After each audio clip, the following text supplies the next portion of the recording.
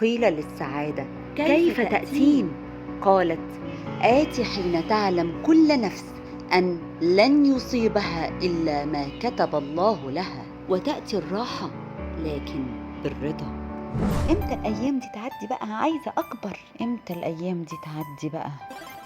تلك الأيام التي كنت تريدها أن تمضي سريعا كانت عمرك.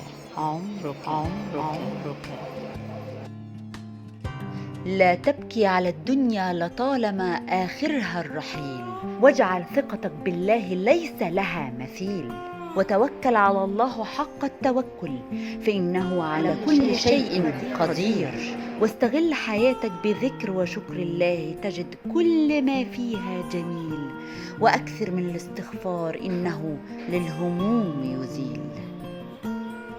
لا تتحسر إذا اختل ميزان الدنيا، فهناك ميزان العدل لا يظلم أبدا. فقد أقسم الله سبحانه وقال: وعزتي وجلالي لأنصرنك ولو بعد حين. فقد قل: حسبنا الله ونعم الوكيل واطمئن.